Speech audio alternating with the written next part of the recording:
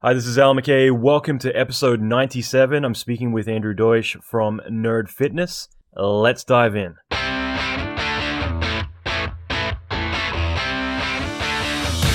Welcome to the Allan McKay podcast. Allan is an Emmy Award-winning visual effects artist and mentor to many leading industry experts. Listen in as Allan talks with other industry leaders in film, video games, and visual effects about their experience, lessons, and methodology. Allan will teach you pivotal advice to fast-track your career, better your skills, and reach your ultimate dream job. Check out the latest episodes on allanmckay.com.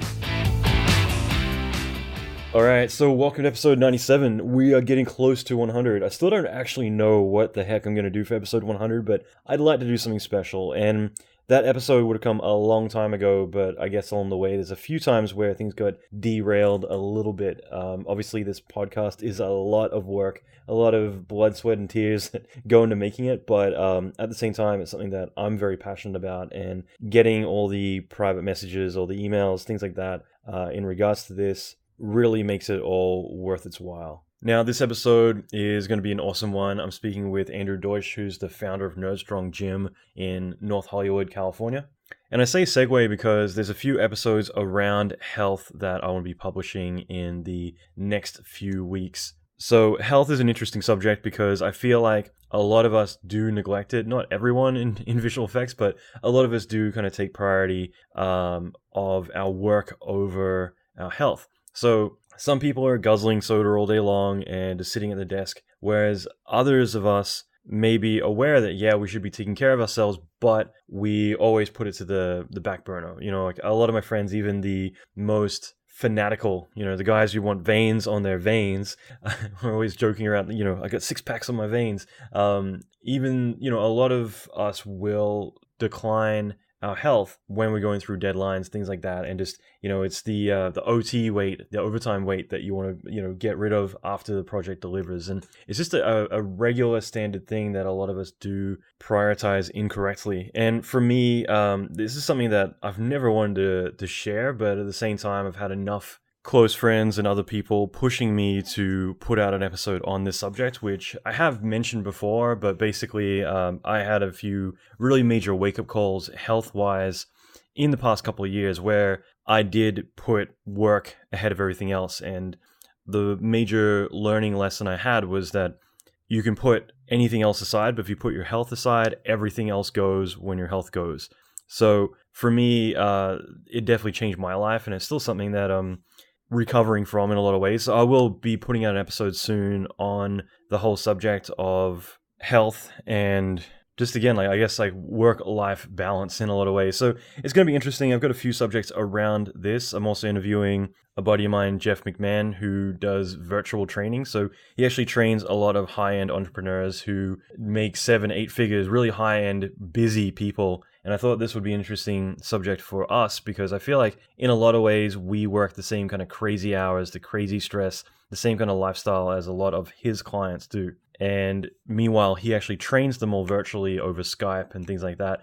So you've kind of got a virtual trainer in your pocket that you can pull out any time and get your workout on. So anyway, there's going to be a few things around that I'll be putting out soon. But this episode I thought would be, really interesting and really insightful. I do feel like in the whole gym culture, you have like Gold's Gym, which is going to be more, I'll say muscle heads, but, essentially it's going to be a certain category of people who tend to work out at that particular gym. Then you might have CrossFitness, yoga, you've got like 5,000 different categories for, and everyone has their culture. And I feel like in a lot of ways, I'll say for nerds or geeks or people who maybe going to the gym and being in peak shape isn't or hasn't been a priority in the past, it can be, I'm sure, very intimidating for a lot of people to go into one of these other cultures that isn't their culture. And what I think is really cool is what Andrew's done, which is actually build a culture to embrace everyone who maybe typically doesn't go to the gym or doesn't fit these other categories. And at the same time, make it fun for them as well and make it a group thing that everyone gets to be a part of. So I was really fascinated by this. And I think in general, this is just going to be a cool episode to dive into some of the fun things they do. So this is something where they actually have games and they have like people will dress up to go to the gym in their favorite cosplay outfits, random stuff like that. I think it's really cool. So rather than give too much away, I'd rather just dive right into this. So let's do it. Okay, just quickly, one of the biggest problems that we face as artists is figuring out how much we're worth. Typically, the situation is that we go into job interviews and we're asked how much we're going to charge. We either shoot ourselves in the foot by saying that we charge less than we're worth, so that way we get the gig, and indirectly end up leaving tens of thousands of dollars accumulatively over time on the table, rather than actually asking what we should be charging. At the same time, you don't want to alienate your employers by asking for too much and leaving yourself out in the cold. So what I've done is I put together a website, check it out, www.vfxrates.com, and this is a chance for you to be able to put in your experience, your discipline, the location you're working, all the good things that will give you a fairly accurate idea of what you and everyone else should be charging in your discipline. This is something that I'm going to continue to build and flesh out over time. But the key thing is actually that I don't want to just showcase how much you should be worth, but also show you and hand you the tools to grow beyond that and to learn to negotiate better, to learn to ask for the right amount of money in the right way. There's lots of additional tools and information I want to hand over to you. Everything's free. Check it out, vfxrates.com. Put in your information and you'll instantly get notified of how much money you should be charging per hour as a VFX artist. vfxrates.com. Do you want to give a quick introduction just to who you are and, name, rank, and serial number? Yeah, my name is Andrew Deutsch, and I'm the founder and head coach over at Nerdstrong Gym in North Hollywood, California. Cool, that's awesome. And I don't know, I was just saying a second ago, but I think that just telling the story of like how this came to be is just, I love everything about it, just the whole concept, the idea and everything. So do you want to talk a little bit about like where the idea initially came from for starting Nerdstrong Gym? Yeah, it was very grassroots. We started in my garage about, I would say, 3.5 years ago. And I had just sort of started collecting equipment. I had been going to a CrossFit gym in Burbank for about 4 years. And I just wanted some extra reps at night. And in that time when I was doing that, I was just all by myself. And that's what I thought it was always going to be. And a friend of mine who I'd been trying to coax into coming to the gym with me, he was going through a divorce and he was staying with me at my house. And so I couldn't get him to come to my CrossFit gym. So I thought, well, maybe he can work out with me in my garage gym.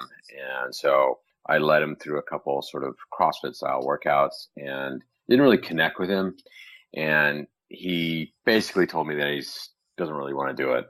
And I thought, well, just give me a couple more shots here. And so I thought, well, he's my dungeon master for my D&D group. So let's do a dungeon workout on Sunday. And he was game for that. And we did it. And basically it was like 2 minutes per room. So you bust down the door, you fight the monster for 2 minutes. And then if you are successful in your rep count, then you could go on to the next room. And there was like 7 rooms.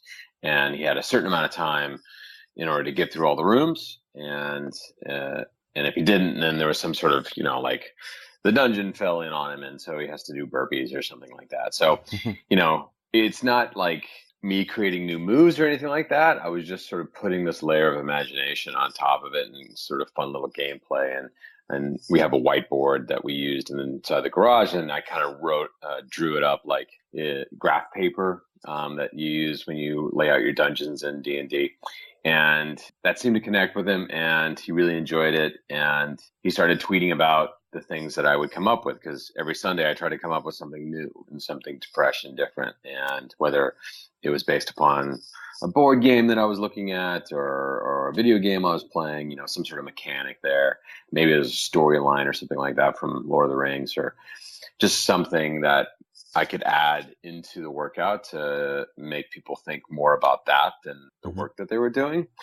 And he started tweeting about it, and one guy responded and said, "Hey, what are you doing over there?" It's like, "Well, we're working out and then we're gaming afterwards." And he's like, "Well, I want to do that." And then I had 2 people, then I had 3 people, then I had 5 or 6 people, and it was consistent. Like every Sunday we'd get together, we would work out, then we would game, and people were like, well, I want to do this more. And so it was Thursday and Sundays, and then it was Tuesday, Thursdays and Sundays, and that was like a thing. And then people were paying me. And so I thought, well, maybe I should make this into a business. And then it became something. And, we struggled early on because, who would do this, create a gym for people who don't want to go to the gym.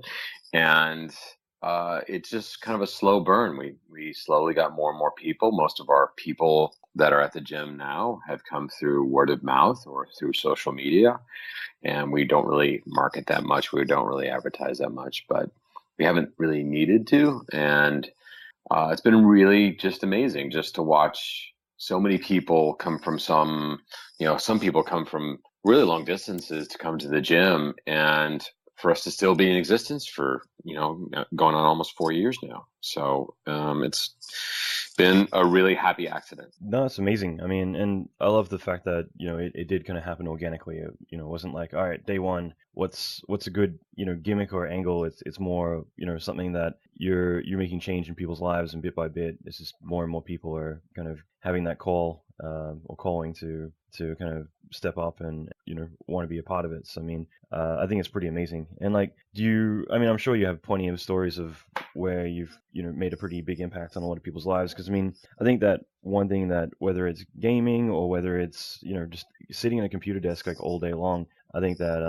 a lot of us tend to work a lot of ridiculous hours, especially like more of my audience, which is design and visual effects. You'll work a lot of hours at your desk, and there's 100 excuses why you don't have time to work out and all these different things. And usually one of the big things, I'm sure, is like not having enough energy, which is kind of, the cause of, not worked out or anything is usually the reason why you don't have the energy. And do you find there's a lot of mindset kind of issues you got to break down with people when it comes to why it's beneficial to work out and why it's beneficial to take care of yourself while having a fun life gaming or sitting at the computer or whatever typically their passions or hobbies are? Yeah, and it tends to happen like over time. So as much as I want to tell them that fitness is good for them or a good diet is good for them, they don't really connect into it until they see the benefit of it in the gym.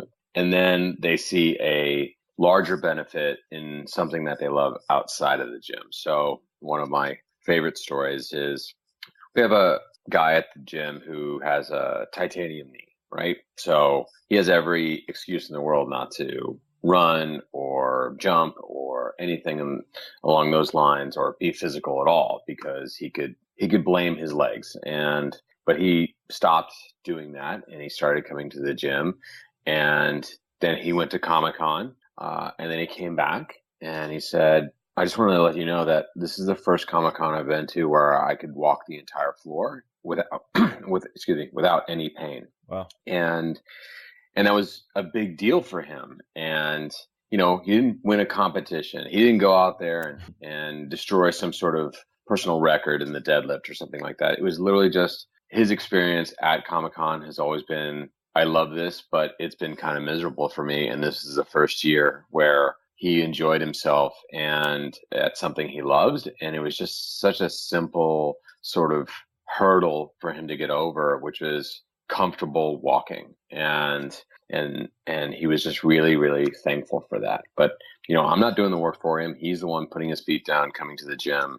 And it didn't happen immediately. It happened over time. And I think it took him about 6 to 8 months before he really started to see definitive improvement. But that's because he had spent an enormous amount of time before that in the opposite direction. I think when you talk about people at their desks or people, with poor diets or a lack of energy, it's because they've invested in that. And they don't really think that they're investing in it, but that's what they're doing. They're literally every day having 3 fast food meals and then not working out or not doing any physical exercise, which is, the opposite of what we want them to do. But that's their investment. And they could have been doing that for 30 years, and they'll walk into a gym and have an expectation that I should be able to get rid of all of that in 90 days, which is preposterous. But we do see that kind of level of thinking, and we sort of have to break them out of that little by little, bit by bit. But, they also have to see it out there in their own lives. Yes, they can go back to the desk, but, are they holding themselves up straight, or are they more awake in the afternoon? Little things like that. Yeah.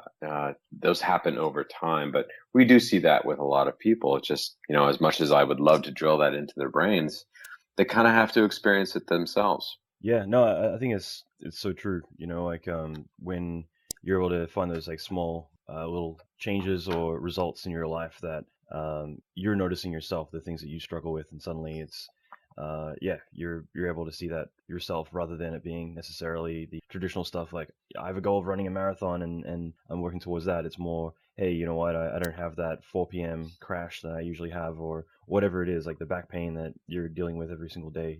So I think that's really cool. I mean, I'm kind of jumping around a little bit here, but like Sure. you touched on that a little bit about just the idea of like people needing to kind of see their results, and I think that's like one of the big psychological issues people have is usually they sign up for a gym membership and they've kind of scratched that itch by doing that. And so it's kind of like as long as they're paying for the gym membership, in their head they're going to get the six-pack abs or whatever their goal is without necessarily needing to attend all the time. And I'm not sure whether you've experienced that, but it definitely seems to be a very common thing that people feel like they're paying for the result without needing to actually go and get the result. And like for you, like do you find that the way that your gym works, where it's fun, it's interactive, it's very different? And we'll dive right into all that stuff in a moment, because I definitely want to shed some light on all the fun things you guys do. But Yeah. do you find that there's a lot more sustainability, like less churn when it comes to people staying at the gym and being consistent, rather than like, let's say, other people who, they're always kind of having that struggle of like, I don't want to go to the gym, I don't have time for it, whatever excuse they can make to just,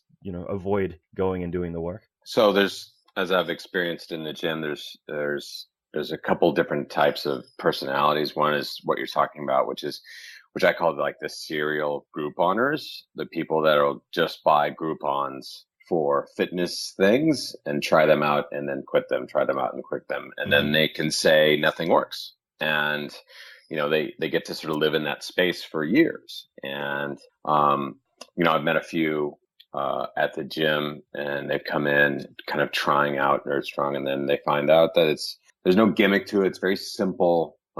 It's still, barbells and kettlebells and, push-ups and pull-ups. So it's not really any different than any other gym out there. It's really, honestly, it's about people have made a specific commitment to themselves. And that's the other type of personality that people have. Either someone told them that this needs to happen, like you're going to be a diabetic unless you do ...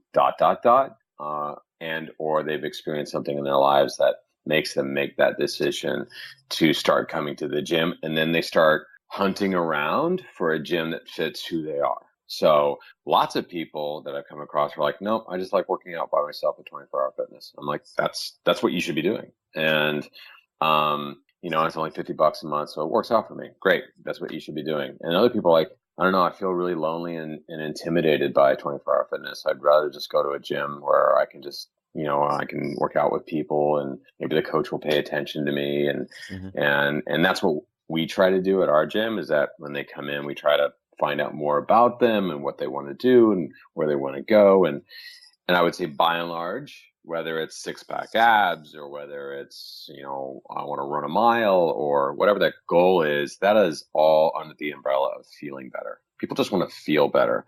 So if it's looking in the mirror and looking stronger, or my jackets don't fit anymore, or my jeans don't fit anymore because my quadriceps are so giant now, that's just them feeling better. And it's the same person that wants to get totally ripped as opposed to the person that just kind of wants to go up a flight of stairs without getting tired. They just want to feel better. So, we try to create an environment where community is key.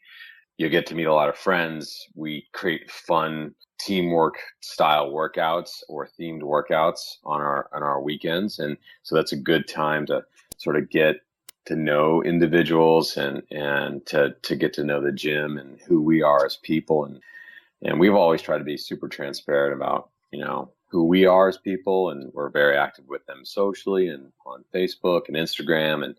And we're also active with them outside of the gym, whether it's everybody going to brunch or a birthday party, or, we try to be there. We try to be their friends, and because they're going to look to us, and they're not going to get that experience at, a lower priced big box gym. You're a barcode there, you're a fingerprint scan there. And if that's what does it for you, you should do that. But a lot of people just, want to be, acknowledged. And that's what the environment that we try to create. So I don't know if I answered your question, but I went off on a diatribe there, but yeah. No, I love it. And I think you're right about that too, because I mean, you brought 24-hour fitness, and I think that especially in LA, if you go to yoga, there's like 1,000 different types of yogas, and you can kind of find whatever it is that, makes you feel great. I want to do turbo yoga. I want to do hot yoga, or whatever it's going to be. And when it comes to... I don't even know what turbo yoga is. Is that fast yoga?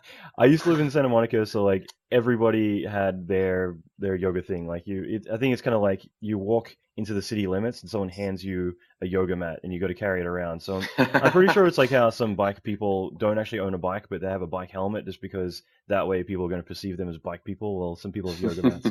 But when it comes to the gym, I do kind of feel like you've got the Gold's Gym, and then you got 24-hour fitness, and then everything else kind of merges in somewhere in the middle. And it's, like Gold's is a good example of having a culture that you're either, someone who gravitates towards Gold's and that's your place, or it doesn't resonate for you. But for a lot of people, especially even 24-hour fitness places like that, you're right. Like you go in, you are a barcode, and those sorts of places, there's going to be a lot of equipment. You're going to get thrown in there, and you're either going to pay for having a PT, otherwise, like, they're not even going to give you the time of day. And yeah, I'm sure for a lot of people it's intimidating. Like, hey, I'm new to this. Where do I start? How do I do it? And for you to kind of come along and have a place that has its own culture that probably resonates for a lot more people who typically are intimidated by gyms. I think it's kind of like the missing link that's going to make people, find it fun and want to be a part of it, and finally have found like their tribe that they can, really feel like they're finally come home when it comes to going to your gyms. I mean, I love that. I love that you've kind of filled in the void where there is a certain amount of people that are alienated by gyms. A lot of the time I would assume here it's like, oh, okay, great. Now we are together. We've got our team of people. We all have the commonality. So I think it's really powerful. Yeah. And I don't want to go on record as saying like I invented this, but I mean, definitely like if you were to look around, you've got these you've got the 24-hour fitness, and then you have some smaller community gyms that are almost like a little section of 24-hour fitness with their gym equipment and maybe their private lessons. And then you've got sort of the CrossFit style, which is sort of a warehouse, big box, what they call box style gyms that are like, could be intimidating to some people, even though they have strong communities. They have these amazing communities that they've created. I mean, if you look around at the CrossFit Games, I mean, those stands are filled with people just watching people work out. And so that had to be generated somewhere. And I think it's generated on, a per gym, way, but they're tapping into this larger brand where we kind of sort of made that work for us. But the gym itself doesn't like do a bunch of like community events. The community tends to do the community events. I mean, we'll hold a couple of parties, but the community is at our gym is like, we're going to go camping. We're going to go dancing. We're going to go to brunch. We're going to do, meal prep days. We're going to help each other out, move. And, when I moved, I had like 15 people from the gym help me move, So cool. Which is very, very flattering for me. But that was their choice. I didn't reach out to anybody. They just showed up, and that's been really, really heartfelt for me. It's just to see them sort of be friends outside of the gym. Yeah, no, I love that. Actually, it reminds me a little bit of Arnold Schwarzenegger. I've read his autobiography, I think 4 times now, but like whenever he kind of relates back to the gym in the 80s, for him, again, Gold's, but it's just everyone, you've got your team of people, and whether it's someone needs to move house or someone needs help in any way, everyone is putting themselves out there because you're a family. And and again, like you don't get that, not to bash 24-hour fitness, but I think that it actually is like a great example. And I used to actually go in LA because I lived right near the Santa Monica airport, so there's the giant one there. But I mean, like that's a place that you go and it's very alienating, and so you find a place that you actually have a family, and you feel like you've built that family of people who care about you rather than everyone's just going in to fend for themselves, and that's really cool. Yeah. And what about I have a membership to 24-hour fitness, and the reason is because I don't have all the equipment at my place, and sometimes I can't work out at my gym because most of the time, just because I will do gym stuff. I will like start rearranging things or cleaning things. And, part of me needs to just work out in a sort of a mindless fashion. And so when people are like, you have a 24-hour fitness membership, I'm like, I do, because I can walk in there and I don't have to clean things. But it's really, it's a big choice for me, because I see people doing things wrong and I really want to help them out, but it's not my gym, And so, or I clean up when I shouldn't be cleaning up. It's like, again, putting the weights back and, putting the kettlebells away. And so if you see a guy at 24-hour fitness who's not an employee putting things away, it's me. That's awesome. So. And what's your background anyway? Like, did you have a background in physical fitness, or? I have zero background in physical fitness. If you were to look at me 4 or 5 years ago, probably even today, you would say, I don't think that guy should run a gym. Because I'm I'm 5'7", about 160 pounds, and I'm athletic, but I'm not an athlete. I've never been an athlete. I've never won a competition. I've never done any of those things. I was an art director. I was a graphic designer. So I had a day job when I first started Nerdstrong, and I had that day job for about 3 years of Nerdstrong. So I would go and teach classes, then go to my day job, and then come back and teach classes. And I did that for a while. And so I was definitely a desk monkey, like a bunch of people. So I understand that experience. And but yeah, there's nothing about me, maybe even now, that you would say, oh, that guy, I'm pretty sure that guy owns a gym. So, but it's really did help me run the gym. And, we have a bunch of professionals that are partners in the gym, and we try to sort of think about, the gym as we would any project that we worked on, in our day job life. And so, we use Slack, to talk to each other. And, we try to employ systems in the gym that a gym of our size probably doesn't need, but it really does help us out, and it helps us, get things organized. But it's from our day job experience, our corporate lives, and we're putting that into the gym. And since I was an art director, the logo, I did the logo, and I do all the graphics, and I do all the website, and I do all the t-shirts, and and then we have a project manager who's also part of the gym, and and we have someone who, in their daily life, they are a customer service for for an app, and so there's a lot of that mentalities that come into play. And we have a VP of marketing out there that is also a part of the gym, and that comes into play for the gym as well. So we have this strong, robust team, and that brain dumps every month. And so it really does help us to be a contender in Los Angeles, where I would say some of the best gyms in the world exist. Mm-hmm. And it has allowed people to come to our gym and discover us, and still have a really good experience. And I just think it's because, we do have bona fide geeks and nerds running the gym. Mm-hmm. And, me, I'm like a generalist. I love all things. I'm an expert at none. And but we have like a ranked X-Wing player. I don't know if you know anything about the game X-Wing, but if there's people that do, they'll understand. It's kind of like a strategy tabletop game. And, one of our coaches is a ranked player. One of our coaches is a paid dungeon master, a pro dungeon master.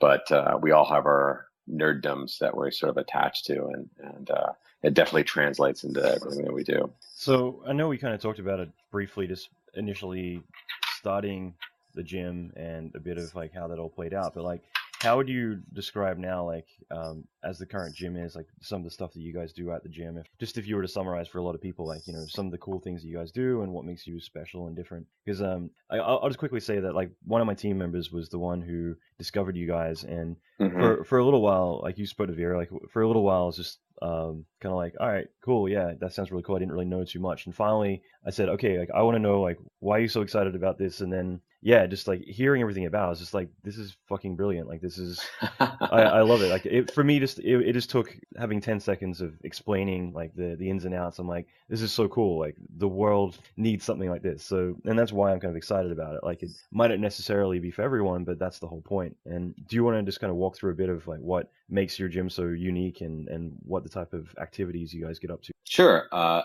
mean, by and large, the gym acts like a gym. There's barbells and kettlebells and dumbbells there, and I have thrown in a couple weapon type things in there as well, like maces and steel clubs, and because I think everybody wants to bash things in their daily lives, and so I definitely want them to do that at our gym. But we have pull-up rigs, and we do a lot of body weight work. It's a small space, so we can only do so much, but we want them to have strength training and cardio training and interval training, and we have these things called ski ergs and rowers, and we have a nice little parking lot that's an eighth of a mile loop that they run on, and but we throw in odd objects like sandbags and so it's just like a mix of things that have always interested me in fitness, and so I just try to plug that into the gym itself, and we try to combine those into workouts that are very challenging, but have a structure to them, and it's all group classes led by certified coaches. And but on top of that, we do a lot of storytelling in our workouts. We did an Adam West workout today, and it because he had passed, and a lot of people at the gym love that guy. Because of the clientele that comes to the gym, a lot of people had actually met him and talked to him, and so we wanted to do something that was fun. And there's like a little clip from the Batman movie where he's carrying a giant bomb, like a little ball with like sparklers on it that is a bomb. And so we did a workout sort of based upon that moment, and it's a lot of fun, and we played the Batman soundtrack while we do it. And then You didn't make everyone carry giant kettlebells. no, it was a med ball. So it was a giant. It looked exactly like the cannonball, and so you did what these call sort of a ladder run, which is running back and forth between different points, and so it looked like you were doing the same scene in the movie. But we also go beyond that. There's a couple times a year we'll do what we call campaign mode, which is a 5-chapter storyline. You come into the gym, there's a dungeon master there, and he's leading you through an adventure. Like the class that the people in the class that you're taking the class with are your party, and you enter into a tavern and you're looking for adventuring, and so you start talking to the bartender, and he leads you to the next thing, and then maybe zombies come into the room and you have to do a workout. And so but there's a big bad that we have to sort of defeat every week, but there's an even bigger and larger creature at the very end of the 5 chapters. But there's a storyline throughout the entire class, and so we do that a couple of times a year. And so we kind of talk about ourselves as storytellers, and that's the kind of thing we like to bring into the workouts. So whether it's a moment in time from a comic book or a movie, or maybe it's an overall theme to the workout based upon a character we know and love, or it's a game mechanic that I know that people love to sort of tap into, whether it's Magic the Gathering, whether it's rolling dice. I have a lot of rolling dice workouts, and where we're actually rolling a d20, and it has consequences based upon what you roll. And a lot of people would probably say that adds too much randomness into the workout, but I don't think people care. I really don't. I think people just want to have some kind of good time, and the people that are dead serious about fitness, well, there's definitely gyms out there for them. But there's people who are like, you know what, I would love to roll a dice while I'm doing push-ups. Then you come to our place. So that's cool. And you guys have like a cosplay and like a lot of pop culture references, things like that at the gym as well, right? Oh, totally. I mean, we've done workouts where people, if there's ever a Star Trek workout, then you see a lot of yellows, reds, and blues, and and then we had a Power Rangers workout. So there was definitively quite a few people that I was really surprised that have full outfits of Power Rangers. Now, we don't encourage the cosplay, like the real cosplay you see like at a con, but definitely a workout version of cosplay comes into play at the workout sometimes. So if we tell people ahead of time, what the theme is, you'll definitely see a large contingent of individuals that have, which is always surprising me. If it was a Wonder Woman workout, there's lots of Wonder Woman workout shirts, and so they'll definitely sort of tap into that, and they love doing it. They love wearing it, and they love sort of showing off in a way about what they bought online to sort of get themselves ready for the workout. And gym selfies are a big deal at the gym, so you're going to see a lot of people taking selfies at the gym. But usually it's like a group selfie. So cool. No, I love it. And I guess like when you guys first opened, like what was the public reception? Like how did people take it when they first heard about it? I don't think anybody thought it was going to be a real thing. I think because we had a very small space. We had a big opening night party where because it's LA, you kind of do that. And but then there was a couple months there where I thought we'd have to shut the whole thing down. Because it was just me, and it was just me teaching the classes, and we didn't have a lot of classes, and I don't think people understood what it was, and that it was a gym with a level of nerds. Or some people come in and are like, hey, is this CrossFit for nerds? I'm like, kind of. I mean, you could classify it as that if you wanted to. But yeah, we struggled for a little bit just because people don't know what we do. And even though it's a gym and it looks like a gym and they walk into the gym, they still kind of like, so what do you do here? Because, if you walk into a spin class, it's just bikes. You're riding a bike, right? So it's very simple. Or what we do is kind of hard to explain to some people. And so, we did struggle for a little bit. Yeah. No, that's cool. Like, and yeah, I think that is like, it's kind of hard to really summarize it very quickly where it's going to resonate for everyone right away. Because it's not like, as you said, you can't say, oh, it's a spin class or, whatever we're doing, it's something kind of unique. But I mean, how do you, like, what are the levels of intensity you can expect from the workouts? Because like you rank them as like from like Padawan through to Jedi Master, right? Yeah, that's a little bit of the language, I would say, because we have both beginner and advanced working out side by side in the workouts. And which again, I love. Just again, it just kind of adds to the whole nerdiness of it. So yeah, and there's workouts that are fairly intense, and we have some long form workouts like 30-minute workouts, and you may find yourself, depending upon your fitness level, doing maybe triple digit reps of something. And we do have some more intense classes that happen at Tuesday and Thursday nights at 8 p.m. It's this class we call 1800, which it harkens back to first edition rules of D&D, where you could roll an 18 for your strength, and then you had to roll a percentile dice, and you could get legitimately 100 percentile, and so you had the strongest you could ever be in the game based upon two super high rolls.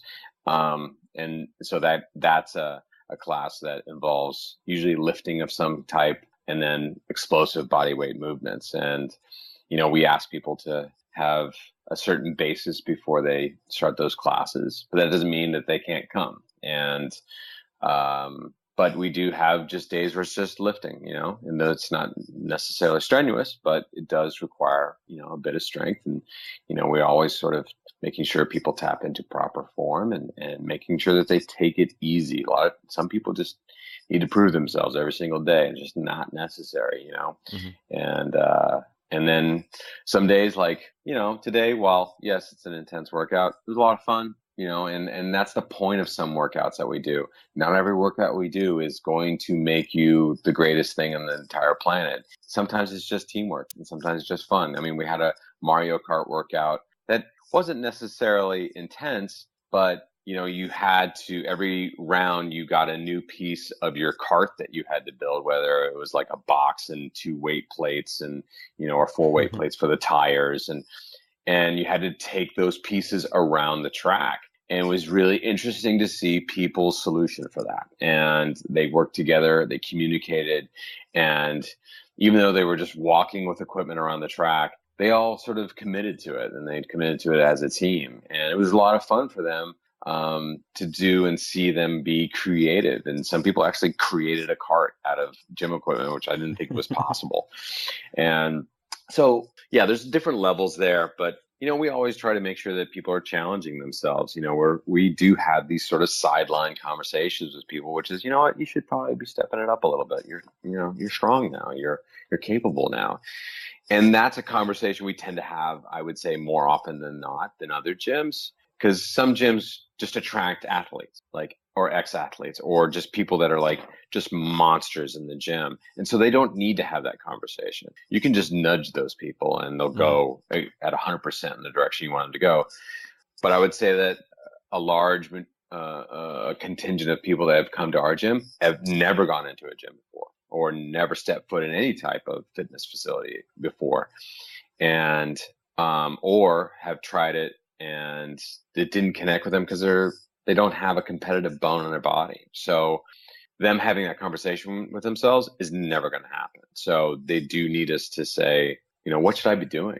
Other people will just walk up to me and I was like, so what do you want? 300 pounds? I'm like, oh, okay, fine. Yeah, you do that. And other people are like, I don't know what this is. And I don't know how to push myself. And I don't know, should I do more? Should I do less? And they just have no bearing on their potential. And so it's been really fantastic to watch people that legitimately said to my face, I'm only going to come once a week, and now are coming 6 days a week. And gyms have never been a part of their life. Fitness has never been a part of their life. And now it's like, if I don't go, I'm testy, or I feel like I'm having a bad day if I don't go to the gym, which is just blows their mind when you kind of point it out to them. Yeah, no, that's great. I mean, again, it sounds like it's changing people's lives. I mean, I love it. And what type of games or franchises typically are represented? Like you mentioned, obviously Star Trek, Star Wars. I'm assuming Magic the Gathering. What are some of the other ones that you guys use in the interactive games?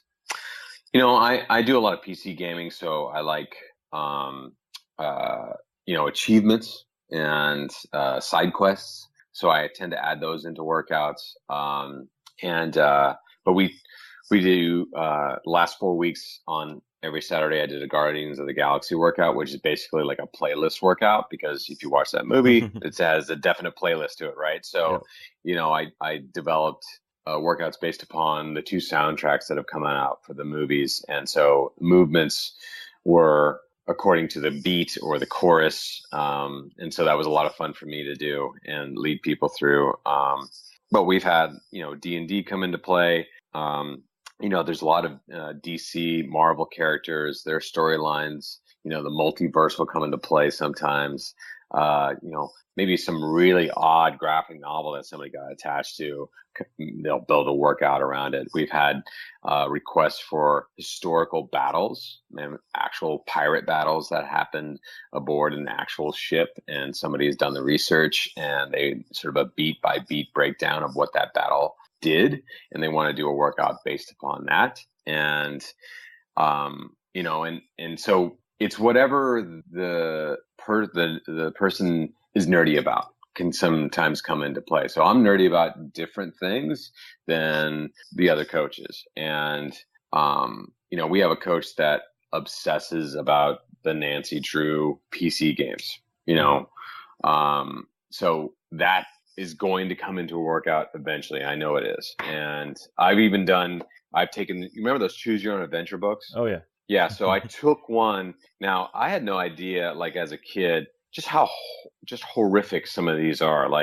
It's like children getting decapitated by a clown at a circus. And it was just like, whoa, this is really dark. But I would take chunks of those books and I led people through a workout that, all right, choose page 98 or choose page 101, and depending on what they chose is what the movements that they did. And, or if they chose poorly, they ended up dying and having to go back 20 pages. And, but those are the things from my childhood that I would say, 40% of the gym actually have any knowledge of. The rest are just so young, they've never encountered these books before. So in a way, it was really my way of kind of introducing them into how I'm nerdy. And they do the same thing to me. So it could be anything, really, honestly. That's cool. One of the ones I heard about was the Eye of Sauron, swooping across the gym. What's that one about? So the ISRM workout basically is you and a partner. So it's Sam and Frodo. You are going up those stairs towards the end of or sort of the middle of the third movie, and you step by step. So there's step ups in the workout, and you're also carrying a burden, right? So you have to carry the heavy burden, and so it's a sandbag on your shoulders, and but every like 3 minutes or 2 minutes, the ISRN sweeps across the gym, and I roll. So as the coach, I roll. So I roll the dice, and if he sweeps across the gym, and I roll like maybe a 1 to 10. I don't see the gym, so they don't have to drop into a plank position. But if I roll anywhere from 11 to a 20, then Sauron sees you for a second, and so you have to duck down into a plank until, he's going to go sweep across the gym for a minute looking for you. And you have to hold that plank until the minute's over, and then you can get back to the workout. So that was the ISRN workout is, and if I just wrote those movements on the board, that's just another workout. But since I did this thing on top of it, people are like, they're really ducking down. I'm like, oh, the ISR is going across the gym, and all of a sudden everybody drops down. Because they know that, Sauron sees you, that's the end. So it's fun. It's a lot of fun. No, I think it's great. Like, you're right, giving people a reason why. Sometimes even if it is more of a fictional reason why, but like it's still a reason for them to be doing something other than, okay, I have to do this thing. It's something that, it's going to be fun, and they can kind of, go into it a lot more. So yeah, I think it's cool. Like, are there any other ones? Like, I think there was like Space Invaders or a couple other ones. Indiana Jones. We had Indiana Jones, where basically you had to do a certain amount of movements in a certain amount of time, or the boulder crushes you. The boulder's there, it's always there, and so it kind of motivates you to go fast, because that's the emotion in that moment in the film.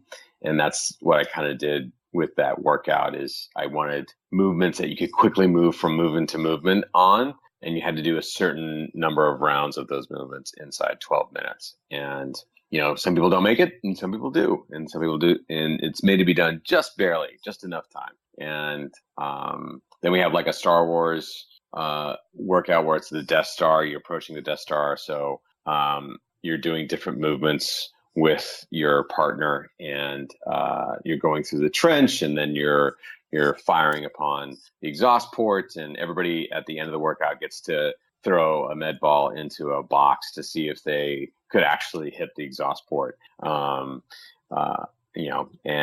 And so that's a lot of fun for everybody. And we just tap into whatever's popular. We had Wonder Woman workouts this past weekend, and they're super popular. A lot of people came, and they got to do Amazon style movements in the workouts. And so it was just interesting to see how many people actually would show up for this kind of stuff, and we're always kind of amazed and how many people do. They want to spend a portion of their Sunday with us, so we're always honored by that. That's cool. And during Comic-Con, things like that, do you guys organize meetups? Oh, we shut down. The gym shuts down for Comic-Con. I'm not even joking. We literally close our doors. We might just run a shortened schedule, but there's so many people that go that we were open one year for Comic-Con, and it was like 2 people a class. And so we thought, well, this is even worth opening the gym for. So, we have a panel at Comic-Con this year, and we've had it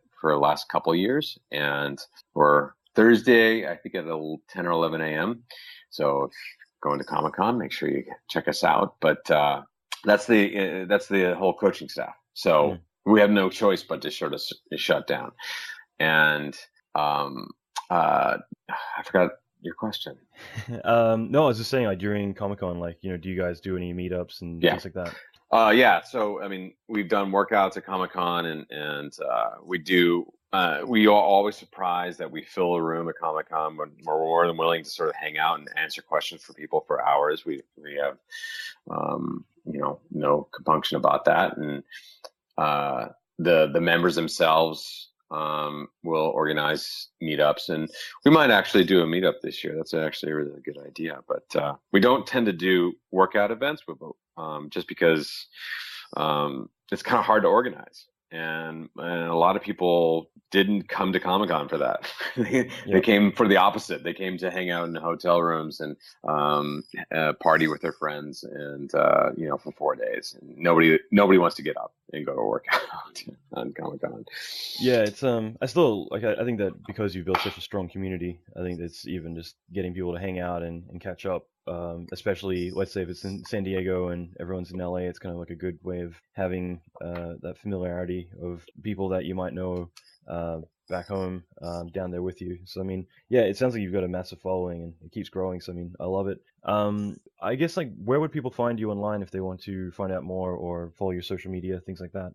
So we're located at nerdstronggym.com, all one word, and also Nerdstrong Gym for Instagram and Twitter. And they can go to facebook.com/nerdstrong, and they can find out all the information that they might need. And as always, they can, if they message us on Facebook Messenger, it comes to me. If you DM the Twitter account, it comes to me. Or one of us. And so there's always a human on the other end. And so if anybody has any questions at any point in time about workouts or maybe forming their own community around fitness in their town, we're definitely there to help them out. Cool, I love it. That's great, man. Well, I won't take up more of your time, but again, thank you so much for taking time out to talk about this. Like, again, I think it's such an awesome and unique idea. So yeah, I love it. Well, thank you so much. I just wanted to really sort of say that, I know your podcast is about, visual effects, but that's what I wanted to be when I was a kid. I got the Industrial Light and Magic book, the first one that came out, and I absorbed that as a kid, and I was like, that's what I want to do. And that dream never happened, but it's always fascinated me. The production of special effects has always fascinated me. So I just wanted to say that.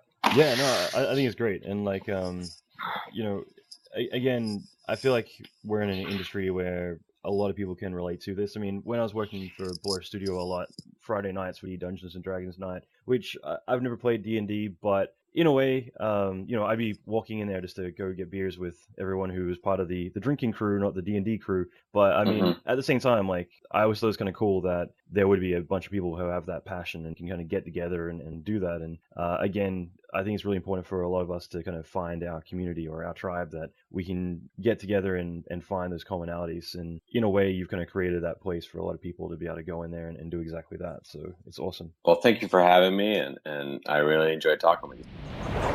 Okay, so again, thank you, Andrew, for taking the time out to do this episode. I can't wait to get back to LA so I can actually check out this gym. I think it would be a lot of fun to see it in person. And again, if you want to check out the show notes, just go to allanmckay.com/97. And next episode, I'm going to be interviewing Nicholas Prothes from Disney. He's one of the senior animators there. And we're going to talk all things animation in France and everything else. So it's going to be a lot of fun. Also, just on the subject of people and guests for the podcast, this is something that I guess there is a lot of people coming from DreamWorks and Disney and Blur and ILM that specifically end up on this podcast. And that's not on purpose, but it's just, again, a lot of the best artists end up at those places. So if there is anyone that you would like specifically on this podcast or people you would like to have back on the podcast, shoot me an email. I'd love any recommendations. At the same time, if there's something that you potentially have something that you want to talk about, promote, or discuss, I'm always open to ideas. Right now, we have so many guests coming up. I got some really cool episodes.